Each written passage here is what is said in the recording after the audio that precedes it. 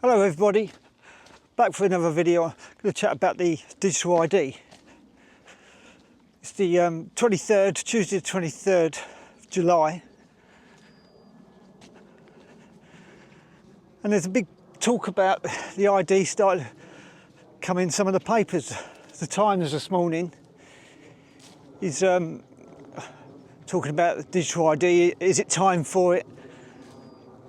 So hence my video. It's all coming together.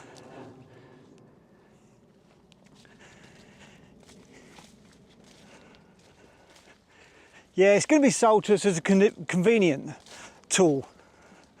So I thought I'd have a quick route around online, and gov.uk, their description of the digital ID, again for your benefit, that it's for your passport, your driving licence, all to be kept on your smartphone. So if you ever ask for ID when you're out, everyone's got their smartphone with them. It's easy for you.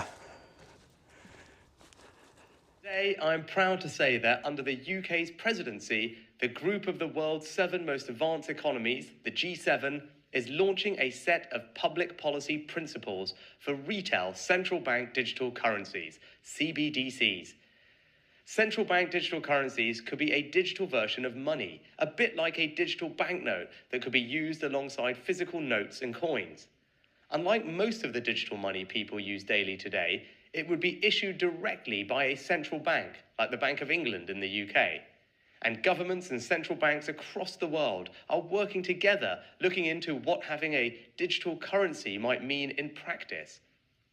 This includes issues that people care about, such as ensuring users' money would be safe and secure, that it could work with other ways to pay, would be energy efficient and available to everyone. The report covers a range of important matters, such as financial stability, cyber resilience, energy efficiency, privacy, inclusion, and tackling illicit finance. Then I had a look on the World Economic Forum. They basically say the same, but they do mention your health records, so that'll benefit you if you're going to go in the hospital, need any medication, you've got it all to hand. It's all for your benefit, remember. Yeah.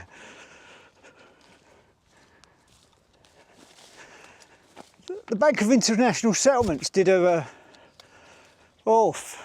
4 years ago, a guy called Carlston. He was talking about the digital ID, but he went a bit further back then and linked it to your bank, your central bank digital currency, which was early stages of talking back then. But this is the digital currency all ran by the central banks. That'll be your new way of buying things. And that links to the climate change. Why they got to sell that narrative? Because everyone's making a carbon footprint, you know, which you're going to be credit scored against, like the social crediting system that China run at the moment, where you get points for doing good things and lose points for doing bad things. And the consequences are, when you lose points, some of your privileges come away. You might not be able to travel on public transport, things like that. It's a big tracking, smart grid system. But they do need, this is my personal opinion, I do think they need to get some kind of digital ID, passport, whatever they want to call it, in before the currency. Because the currency will only work on your phone, and then it's the security issues of it. That's how they would sell that. It'd be run on a blockchain type system. Control after control. I mean, how far can they keep pushing us? But when you come across people, mention the central bank digital currency, majority won't really have ever heard of it. Tell them about what's going on in China with the social scoring system. You just got to use nitpicks like this to inform people. It's a lot for someone who knows nothing and just carries on their everyday life to take on board. But you don't want to flood their minds with things. But the digital passport, that's where the line's got to be drawn for us. You know, we can't go down this road because that is the ultimate control system. Everything on your smartphone for your convenience, but for theirs.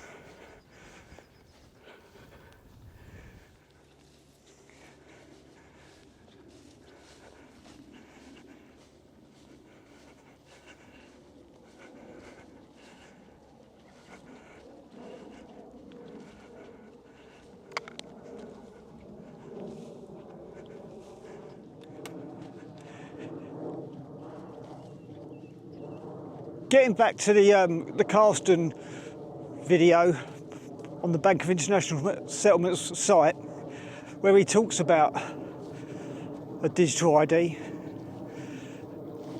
and linked to the CBDC, where he says they will be able to track everything.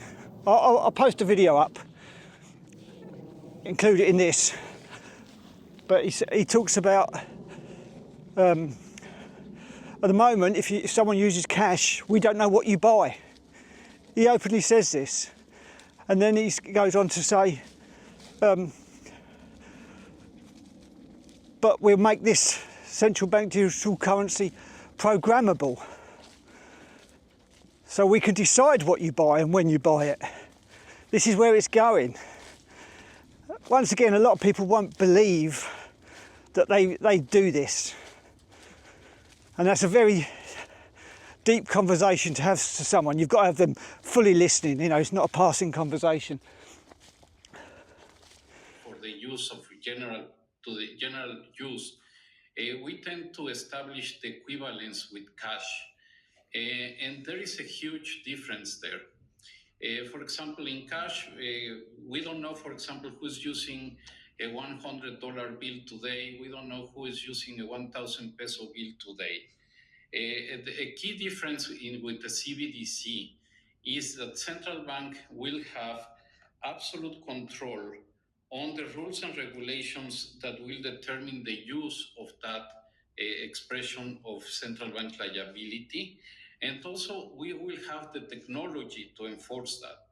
Those two issues are extremely important, and that makes a huge difference with respect to what cash is.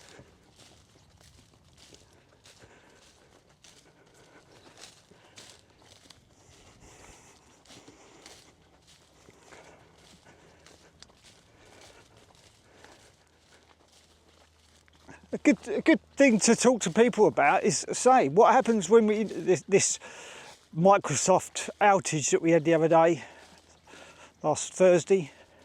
A good thing to say to people is, you know, we can't rely on everything digital. If things like this happen, where are you going to be? You go into a shop and your card don't work. If we ain't got cash, we've got nothing else to use. At the moment, you've got a choice, but they want to take away that choice from us. You know, if people want to use digital, fine, but we should be able to have both systems. I mean, yeah, sending someone money is easy. The old way, send a cheque, receive the cheque, a couple of days, take it to the bank or post it. Bank used to say 5 days for clearance. Now, instantaneous. It works, but they're using the system against us. That's what we've all got to understand.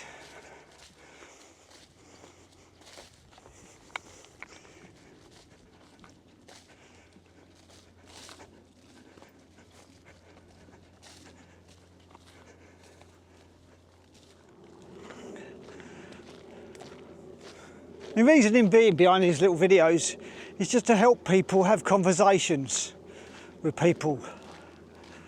A bit of ammunition in the bank just to talk to people about things, bring it up. This is our only way we can turn this around, is if enough people realise and stop complying.